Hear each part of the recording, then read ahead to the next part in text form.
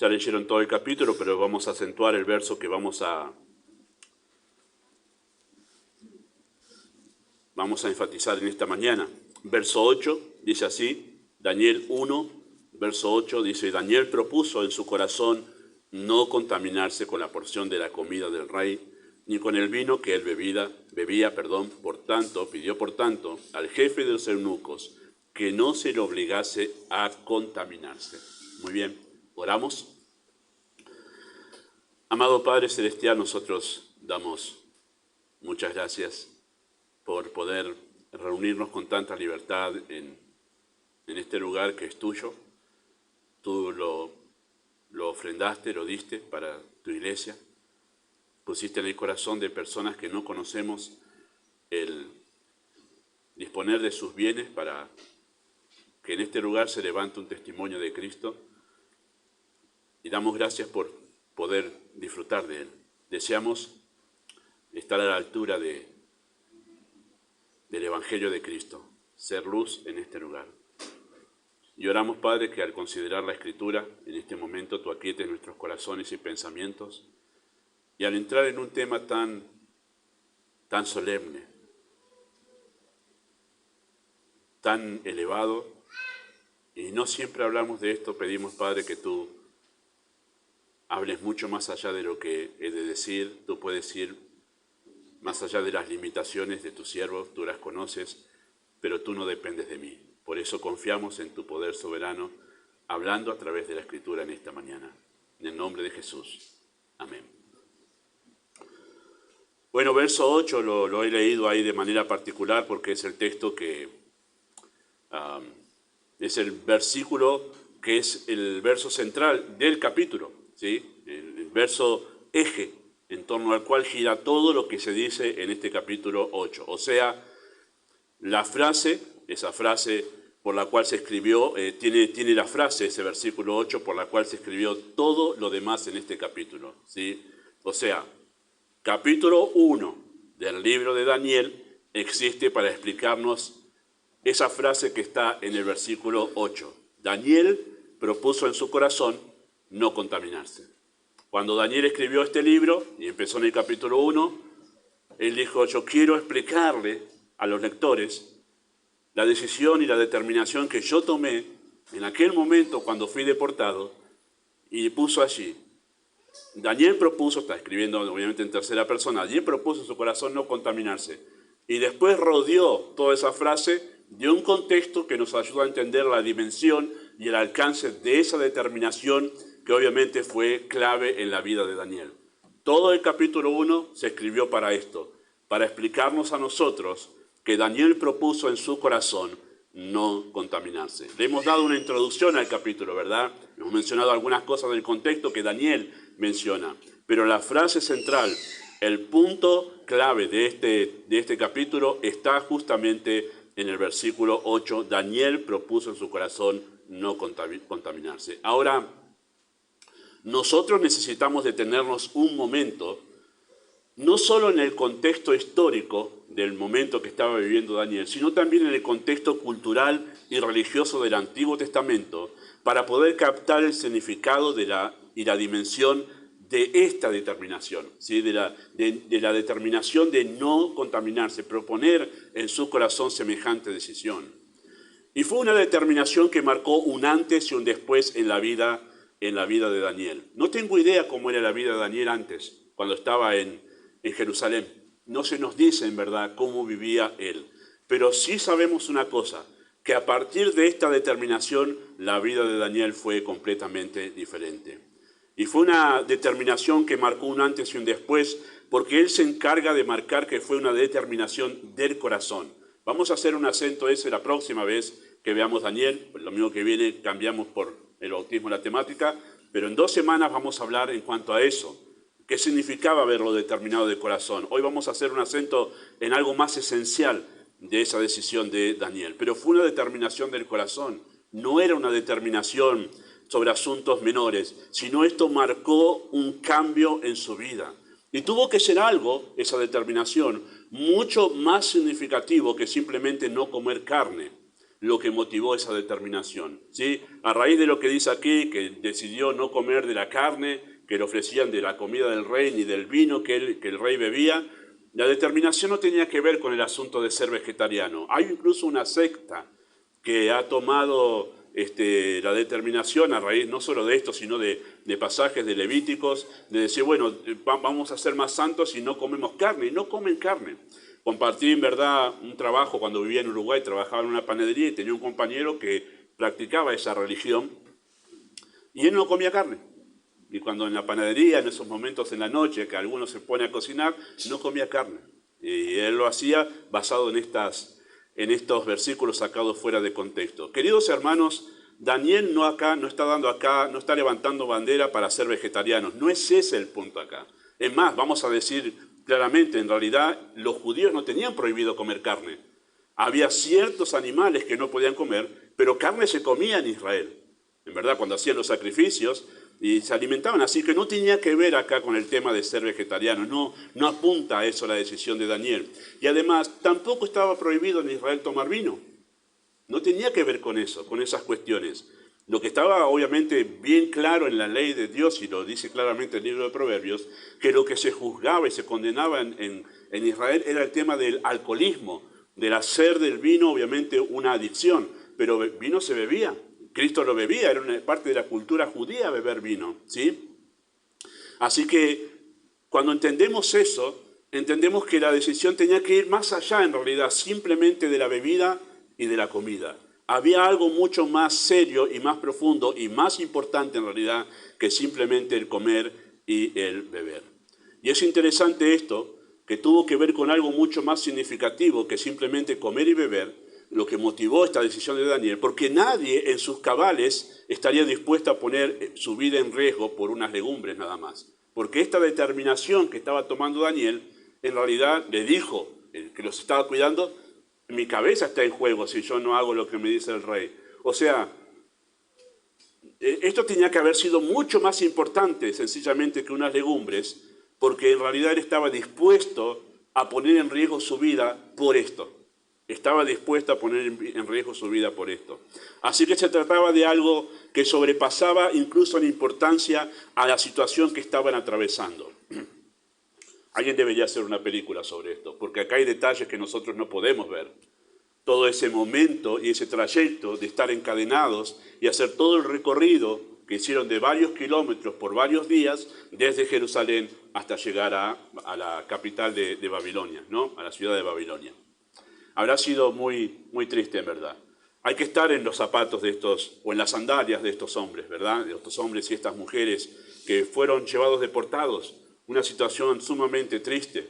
Después de todo lo que contamos, lo que pasó con el sitio de la ciudad de Jerusalén, quiero aclarar, en verdad, uno no entra en tanto detalle cuando está esto, pero fueron 3 sitios que hizo Nabucodonosor a la ciudad de Jerusalén, en 3 momentos diferentes, y hay como un espacio de 20 años entre el primer sitio y el último sitio. Yo lo que hice fue resumir en mi exposición, porque no es el momento de hacer ese detalle, después lo haremos.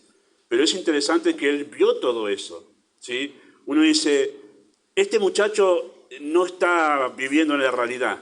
Este chico se ocupa de legumbres, de vino y todo eso cuando estamos en una situación tremenda.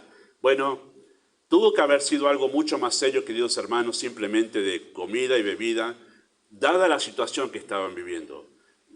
La decisión de él era mucho más importante que incluso las circunstancias que estaban atravesando. Así que no sabemos cómo era Daniel antes del cautiverio, pero sí sabemos que al llegar a Babilonia determinó vivir bajo una convicción que el escritor expresó solo en 2 palabras: no contaminarse. Y ahí está la clave de la decisión de Daniel: no me voy a contaminar. Y esa fue la determinación que marcó toda su vida allí. Y eso es lo que él quiere destacar al escribir su libro. Queridos hermanos, en la ley de Dios no prohibía comer carne en absoluto, solo algunas. Tampoco estaba prohibido tomar vino. Entonces, la determinación no tenía que ver con contaminarse con comida. Aunque esto era la implicancia de esa otra cosa que es más importante. Pero de esa manera él daba testimonio de esa otra razón. Ahora la vamos a decir. Me hago mucho el misterioso, pero no se hagan problema. tenía que ver con algo mucho más importante. Tenía que ver con todo lo que rodeaba la comida y la mesa del rey. Con ese contexto tenía que ver la determinación de Daniel, donde en esas comidas, esto sirve como base para capítulo 5, aviso, ¿sí? En capítulo 5, este hecho se hace mucho más claro. Tenía que ver con el contexto que rodeaba la mesa del rey. Idolatría e inmoralidad en un nivel que nosotros no podemos hablar ni mencionar en público. De ninguna manera. En este contexto, de ninguna manera. Pero sencillamente siendo adultos, ustedes ya deben saber e imaginar todo lo que estamos implicando con esta expresión. Y que Daniel, al llegar a Babilonia, observó todo el contexto que rodeaba todo esto que simplemente se resume en carne y en vino. Hay un contexto mucho más profundo de idolatría y de inmoralidad, y con eso se relacionaba en verdad la decisión de Daniel. Daniel no quería contaminar su corazón, no era que no quería contaminar su estómago, su aparato digestivo, como para ser más sano en su sangre y en sus células. No pasa por ahí, no tenía que ver con eso. Daniel no quería contaminar su corazón. Daniel consideraba que al participar de esos alimentos estaba siendo partícipe de la idolatría y de la inmoralidad que había justamente en la comida y en el palacio del rey. Así que no contaminarse tenía un significado espiritual más que biológico. Tenía un significado espiritual, tenía que ver con la pureza de su alma. Esto era tan importante que estuvo dispuesto a poner su propia vida en riesgo antes que contaminar su alma. Y ahí está el kit de la cuestión, de la decisión de Daniel. Prefiero poner en riesgo mi propia vida antes que mi alma se contamine con la idolatría y la inmoralidad de Babilonia. Esa es la clave de la determinación de Daniel. La idea de pureza, queridos hermanos, era un concepto que los santos del Antiguo Testamento habían comprendido en una manera especial. Y es en lo que quiero justamente detenerme en esta mañana, en el concepto de lo sagrado. Nunca he hablado de este tema porque nunca toqué un texto que hasta ahora me dé pie para poder hablar de algo tan importante en el Antiguo Testamento que después se ve en el Nuevo, pero es el concepto de lo sagrado. Y eso movió el corazón de Daniel a tomar esta decisión. El concepto que él y los santos del Antiguo Testamento tenían acerca de lo sagrado. Daniel tenía una convicción muy profunda de lo que es ser sagrado y de lo que es en realidad la cosa sagrada. ¿Sí? ¿Qué es sagrado? ¿Qué es algo sagrado? Bueno, podemos decirlo así de esta manera. Es aquello que ha sido apartado y reservado para un uso exclusivo. Eso es algo sagrado. Algo que se ha separado de todo cualquier otro uso para ser usado de manera exclusiva. Excluye cualquier otro uso, eso es exclusivo. ¿Sí? Excluye cualquier otra actividad, exclusivo, un uso exclusivo. ¿Sí? Eso es sagrado. La idea bíblica se desprende de lo sagrado, se desprende de la palabra santo o santidad. La palabra santo significa apartado, separado. De ahí se extrae la idea de sagrado, ¿sí? Algo de uso exclusivo, separado y especial, ¿sí? Los conocedores de la Escritura traten de seguirme, ¿sí? Voy a ir hilando pensamientos, ¿sí? Dios estableció el tabernáculo en el Antiguo Testamento, cuando Israel estaba en el desierto, como el lugar de adoración a Él, lugar de servicio y de adoración a Él. Cuando Salomón construyó el templo, del tabernáculo se pasó al templo, lugar de adoración y de servicio a Dios. Y Dios dio el diseño de esas dos cosas, del tabernáculo y del templo.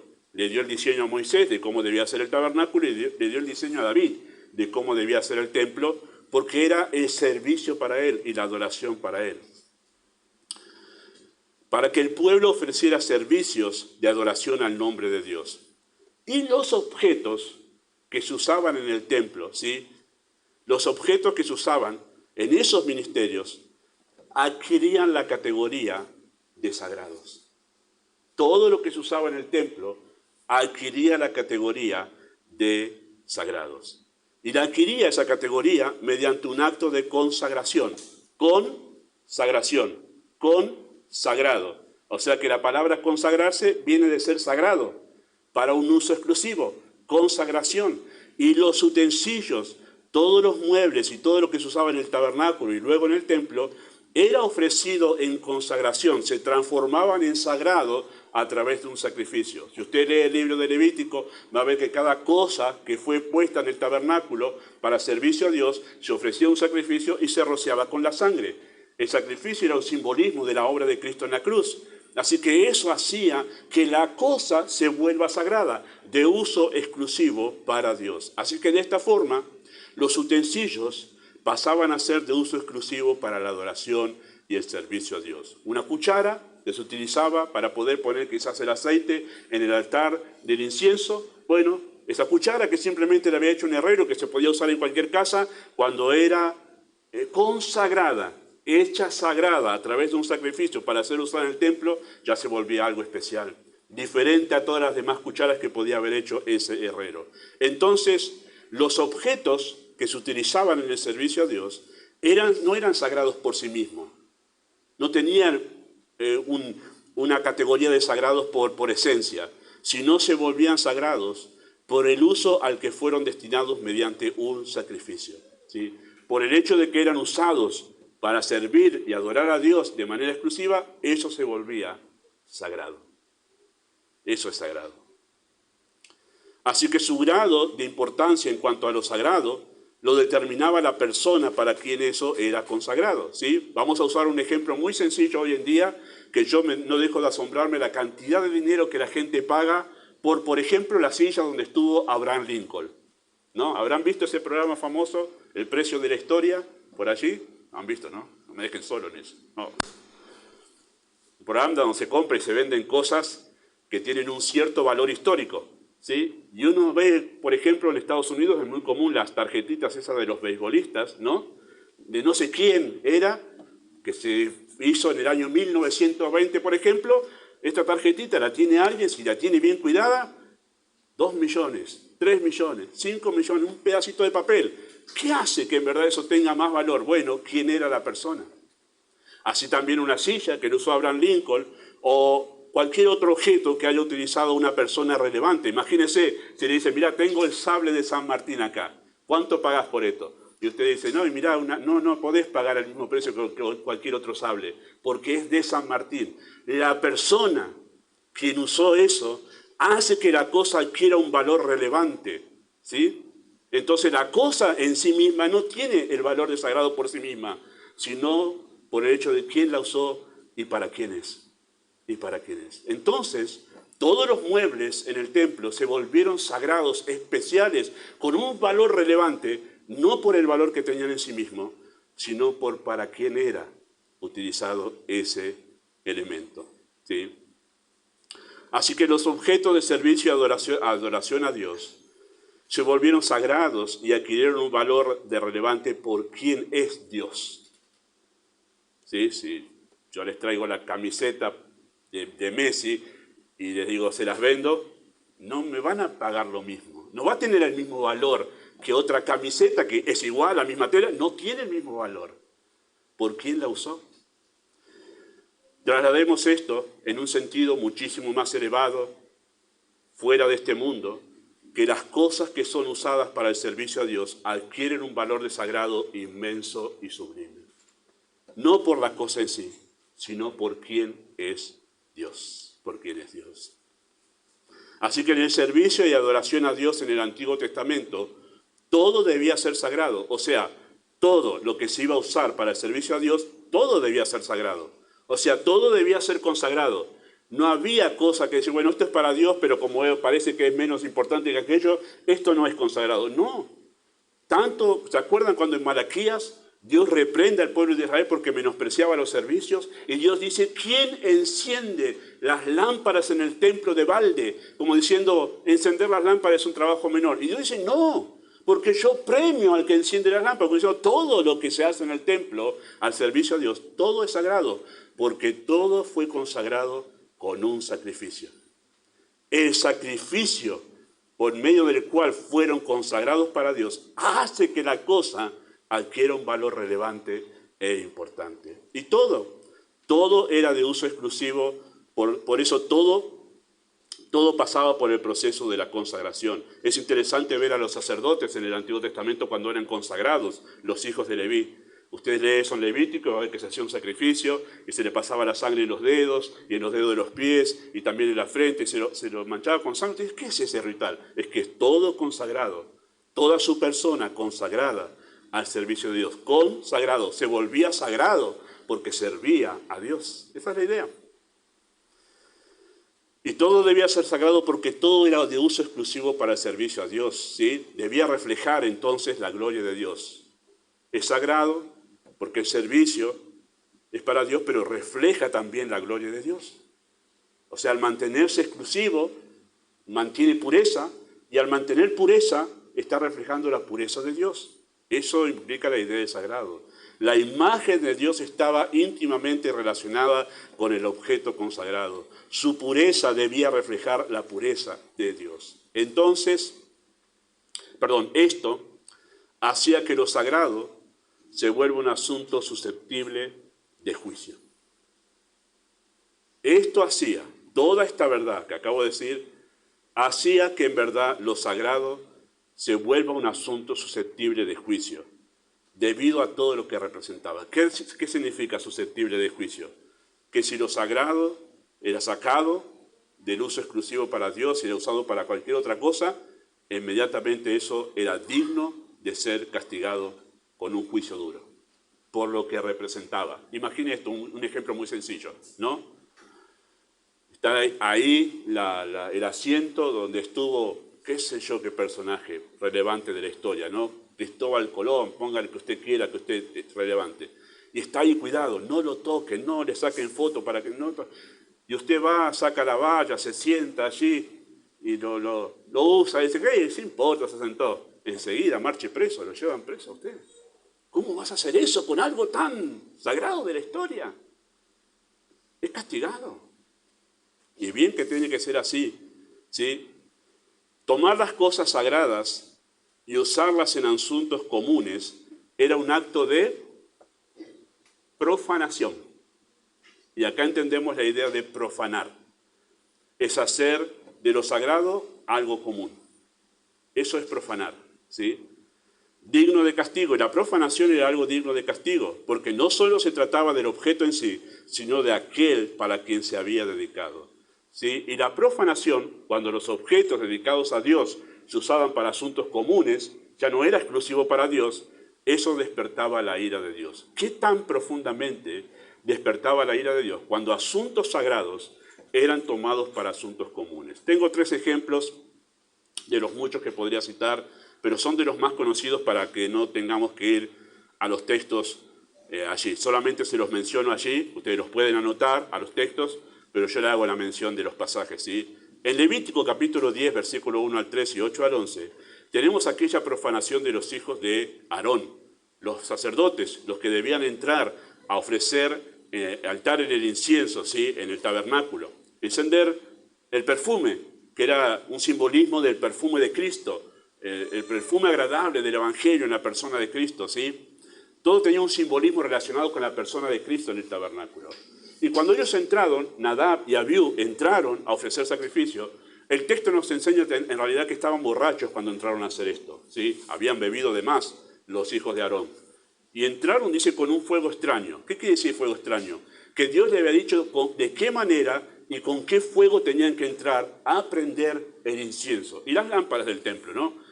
Y ellos dijeron, no, vamos a hacer caso a todas las normas de Dios, estaban medio ebrios, borrachos, y entraron como se les antojó.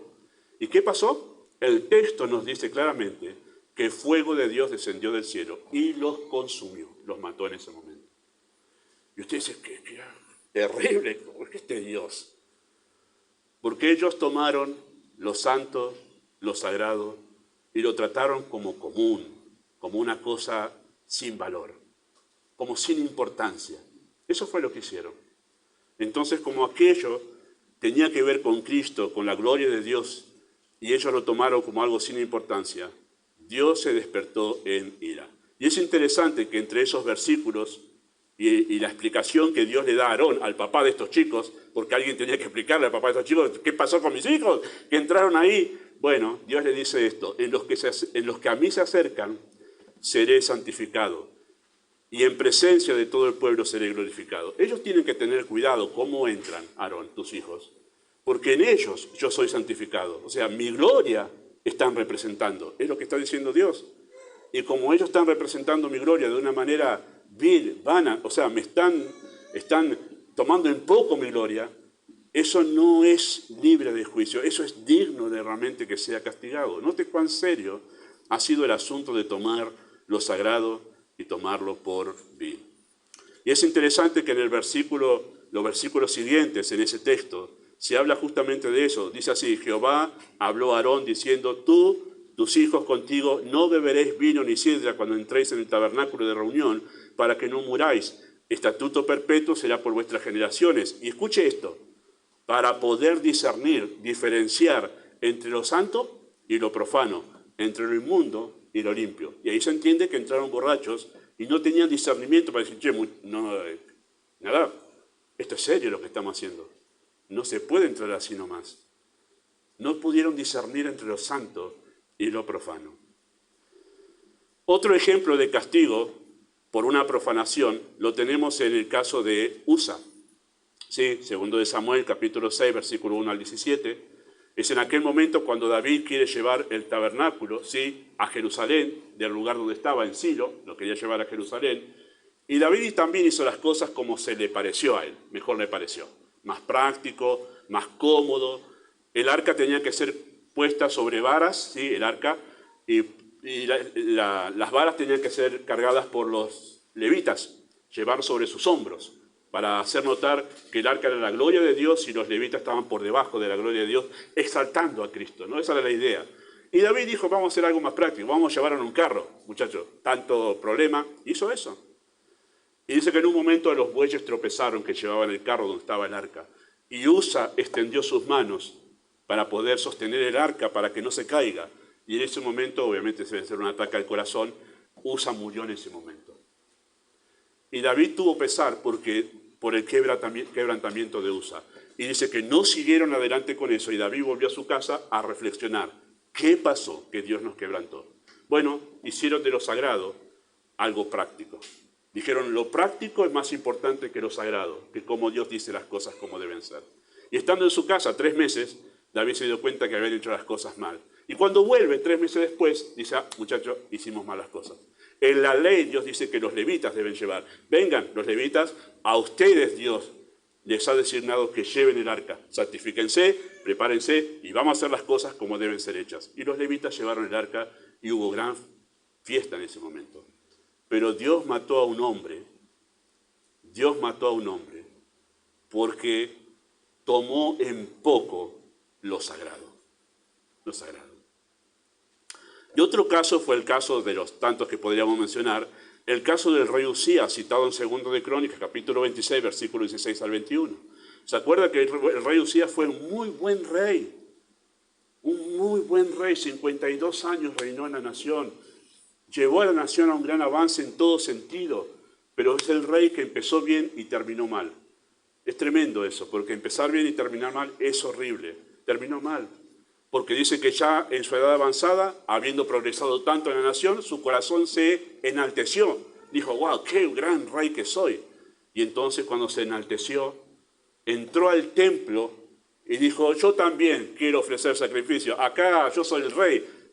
Muchachos sacerdotes, ¿por qué no me dejan a mí también que yo entre y sirva en el templo? Los sacerdotes dijeron, no, solamente a los hijos de Leví, a la familia de Leví, Dios ha elegido para ofrecer sacrificio. Y él insistió, no muchachos, sáquenme, yo quiero ofrecer. Y en ese momento que él extendió su mano en contra de los sacerdotes, la mano se le volvió leprosa en ese momento. Y dice que quedó leproso hasta el día de su muerte, lo cual habla de que no se arrepintió de lo que había hecho. Él quiso darse más importancia a sí mismo que a Dios en el templo. Y cambió la gloria de Dios por su propia gloria. Y lo sagrado lo volvió bajo y vil. Y en ese momento Dios trajo juicio sobre su vida. Estos ejemplos, queridos hermanos, no son para que uno empiece a pensar, el pastor nos quiere asustar. Es para que tengamos en cuenta cuán importante es lo sagrado para Dios. Cuán importante. Así que la profanación era y es un asunto sumamente serio. No tomar en serio lo sagrado tiene un costo sumamente alto. A Saúl le costó el reino, a David le costó la vida de sus 4 hijos, a Moisés le costó la entrada a la tierra prometida. Y podríamos seguir con tantos otros ejemplos de severos juicios de Dios, de personas que no tomaron en serio aquello que Dios tiene por sublime. Bueno, esta deportación de 70 años de cautiverio tiene que ver con esa justamente actitud de no tomar en serio lo que es sagrado para Dios.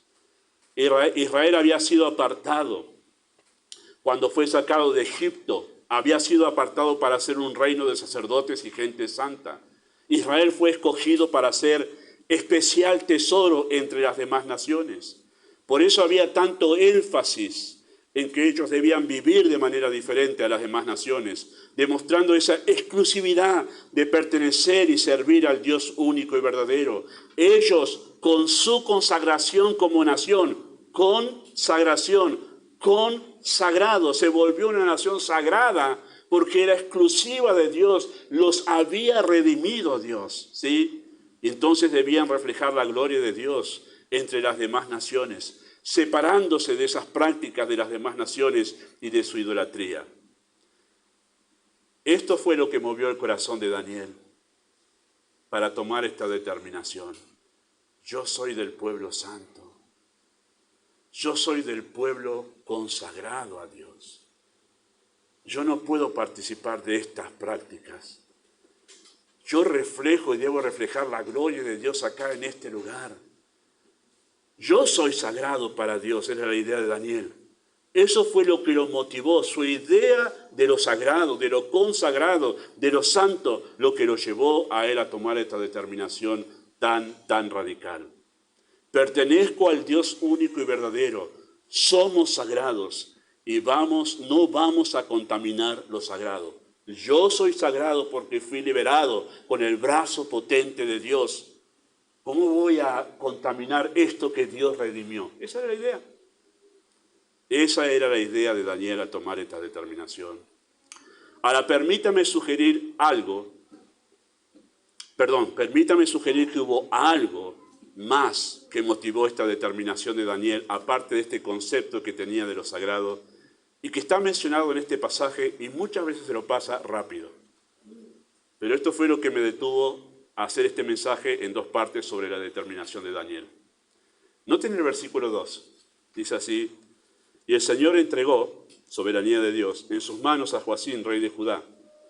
Y noten esto: y parte de los utensilios de la casa de Dios, y los trajo a tierra de Sinar, a casa de su Dios, y colocó los utensilios en la casa del tesoro de su Dios. Esa palabrita, esa letra I, el Señor entregó en sus manos a Joacim, rey de Judá, y parte, los que saben gramática, ¿qué está diciendo el texto? Que Dios entregó a Joacim y Dios entregó los utensilios. Pero ¿qué estaba pasando acá? Era una profanación. Los utensilios que eran usados para el servicio a Dios estaban siendo profanados. Estaban siendo sacados del templo de Dios y puestos en el peor lugar donde podían ser puestos, en el templo de los dioses de Babilonia. Esto era una profanación, hacer de aquello que era sagrado algo de uso común y vil. ¿Y quién lo permitió? Dios. Y ahí es donde entra el signo de pregunta. ¿Por qué Dios permitiría que esas cosas que eran para el uso sagrado fuesen profanadas por los babilónicos? Y aquí les pido un poquito de paciencia. Vayan conmigo al libro de Ezequiel. No está muy lejos porque es el libro anterior, pero vayan a Ezequiel capítulo 24. Ténganme paciencia porque la idea es sumamente importante y el concepto es sumamente profundo. Ezequiel capítulo 24, versículo 15.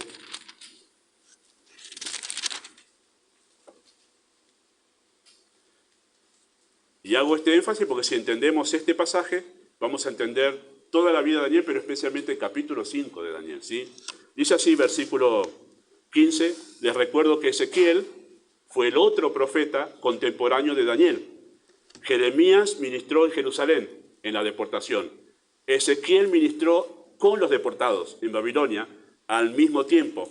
Eran contemporáneos de Daniel, ¿sí? Dice 24 de Ezequiel, versículo 15, así.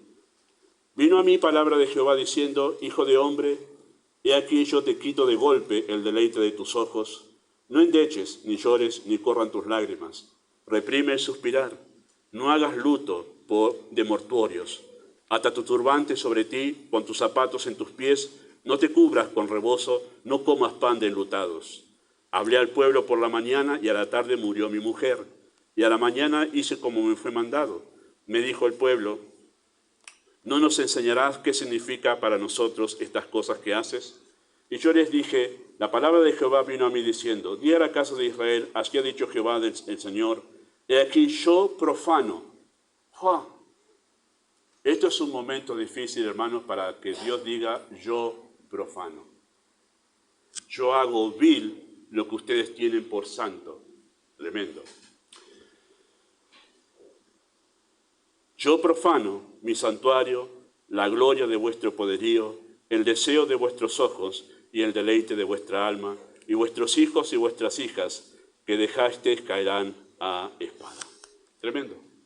Estaba ya profetizado por Ezequiel lo que Daniel contó en capítulo 1, versículo 2. Que vino Nabucodonosor y se llevó los utensilios. Y eso pasa rápido a veces, pero para Daniel no. Porque para un judío, ver aquello que era su gloria, aquello que los hacía gloriosos delante de las demás naciones, ver que eso era profanado y llevado a Babilonia, significaba para los santos del Antiguo Testamento una gran humillación.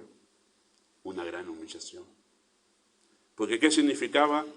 Significaba que Dios estaba rechazando el servicio de Israel. Porque Israel ya no reflejaba la gloria de Dios en ese servicio. Ellos lo habían profanado con su idolatría, con su estilo de vida, que no era nada diferente al de las demás naciones, incluso era peor. Ellos habían cambiado la gloria de Dios por lo que no vale nada y lo demostraron en la poca importancia que le daban al servicio en el templo. Por eso Dios permitió que los utensilios fuesen profanados, como una muestra de que despreciaba la adoración de un pueblo cuyo corazón estaba lejos de él, aunque sus labios le adoraban. Eso hizo Dios. No quiero este servicio. No me interesa este servicio que ustedes hacen. Lo profano yo, porque ustedes ya lo profanaron antes. Malaquías, capítulo 1 y 2, habla de esta falta de importancia que le daba el pueblo a las cosas sagradas. Así que los utensilios hayan sido puestos en el tesoro donde se adoraba a un dios pagano, era humillante para los santos de Israel. Ellos sabían muy bien lo que significaba servir y adorar al Dios verdadero, y esto Dios se los estaba quitando. Hermanos, esto es tremendo. Lo puedo ver yo desde mi lado de pastor, lo que significa que Dios nos prive de poder servirle. Porque esto es lo que estaba haciendo. El templo no estaba más. Los utensilios no estaban más. No más servicio, no más servicio. Dios los dejó sin ninguna ocasión para servir, para adorar a Dios. Su servicio no me honra. Se los quito yo. Es tremendo esto. Yo lo he vivido personalmente, Dios sacándome a mí del servicio por muchos años, porque mi servicio no le honraba. Y créanme que es triste eso. Hay gente que no entiendo, o creyentes que no entiendo, que no aprecian el privilegio de servir. No los entiendo, hermanos, porque significa la gloria de Dios, la gloria de Cristo. Como dijo un pastor, yo pagaría por estar sirviendo en realidad. Yo pagaría por estar ahí sirviendo, por lo que representa servir a Dios. Ahora, ser sacado de ahí es terrible. Es tan terrible que Pablo dijo, yo pongo mi cuerpo en servidumbre y lo golpeo, no sea que yo mismo venga a ser eliminado. ¿Eliminado de qué? Del servicio. Trato de servir de la mejor manera posible a la altura de la dignidad del Evangelio de Cristo, porque tengo miedo de ser eliminado, de hacer algo mal en el servicio y que Dios me quite el privilegio de reflejar su gloria sirviéndole. Tremendo, ¿no? Y Daniel sabía eso. Daniel miraba esos utensilios ser profanados y está diciendo, Dios está rechazando nuestro servicio. Nuestro servicio. Tremendo. Y por eso debió conmover el corazón de Daniel e impulsarlo a tomar muy seriamente su consagración a Dios. Podrán sacarnos el templo, podrán sacarnos los utensilios, pero lo que no van a sacar es mi corazón consagrado a Dios. Mi corazón no. Vamos a hablar la próxima vez de toda esa presión que ejerció Babilonia, la cultura babilónica, para que él no sirva a Dios. Pero él tenía una resolución muy firme en su corazón. No, aunque me cueste la vida, no. Mi corazón, el tesoro de mi alma, sigue siendo de Dios. Es de Dios y eso caló hondo en el corazón de Daniel. Ahora nosotros, queridos hermanos, nosotros, los creyentes de esta era de la iglesia, estamos bajo una mayor exigencia que la de Daniel. Usted dirá, bueno, pero pastor, eso era el Antiguo Testamento, ahora la cosa es más libre. No, estamos bajo una mayor exigencia a tomar una determinación mucho más profunda que la de Daniel, porque nosotros hemos sido consagrados con un mejor sacrificio que la del Antiguo Testamento. Eso enseña la carta a los Hebreos en capítulo 8, 9 y 10. Nosotros hemos sido consagrados a Dios con mejores sacrificios que el Antiguo Testamento. Ahora, note cuán serio tomaban los santos del Antiguo Testamento todas esas cosas que eran figuras de lo que había de venir, porque habían sido consagradas con sangre. Una sangre mucho más valiosa, de peso eterno, fue la que se derramó para santificarnos a nosotros. Mucho más es nuestra responsabilidad de consagración que la que tenían ellos. Porque un mayor sacrificio se dio para hacernos exclusivos de Dios. Todo nuestro ser es sagrado, porque ha sido comprado por un alto precio. Pablo habla de esto. Todo vuestro ser, espíritu, alma y cuerpo, sea santificado, consagrado, sagrado, santo. Por eso es que el Nuevo Testamento habla tan seriamente sobre el cuidado no solo del alma, sino el cuidado del cuerpo. Y habla tan seriamente en la carta a los Corintios sobre no dar el cuerpo a la fornicación. ¿Por qué? ¿Cuál es la razón que da? Porque habéis sido comprados por precio. Ustedes se derramó una sangre preciosa para que ustedes sean santos. Ustedes son sagrados. Ustedes no se deben contaminar, porque ustedes reflejan en esa consagración la gloria de Dios. Hay mucho más peso ahora que el que había en el Antiguo Testamento. Todo nuestro servicio es sagrado porque tiene mayor gloria que el servicio del Antiguo Testamento. Esto enseña Pablo en la carta a los Corintios capítulo 4. Dice que este servicio es más glorioso que el servicio del pacto, porque en este se habla de un servicio que el Espíritu obra y escribe la palabra de Dios dentro del corazón. Pablo dice, mayor gloria es este servicio, por eso deberíamos tener como más sagrado lo que hacemos para Dios. Todo esto, queridos hermanos, debería ser suficiente razón para tomar la misma determinación de Daniel, no me voy a contaminar. Y esta es una buena respuesta, la vamos a explayar más la próxima vez, porque ahí vamos a la parte práctica. ¿Qué es la respuesta del creyente? Pastor, está bien que vea esta película, está bien que escuche esta música, aquella otra, está bien que... Bueno, esta es la respuesta, hermanos, muy sencilla. No te contamines. No te contamines. No te contamines. La pureza cristiana tiene que ver no con algo religioso y ritualista, sino con la gloria de Dios.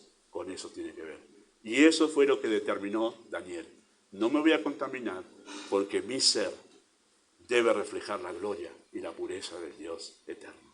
Amado Padre Celestial, solo tú puedes hablar más profundamente de todo lo que hemos dicho en este momento. Cuán admirados estamos de lo que tú hiciste en el corazón de aquel jovencito de 20 años, a su corta edad tomando una determinación vital, poniendo en riesgo su vida porque tenía por más sublime los sacrificios y los vituperios de Cristo. Por eso deseamos, Padre, tomar consejo de esto, ser serios con lo santo y lo sagrado. Pedimos tu bendición en nombre de Jesús.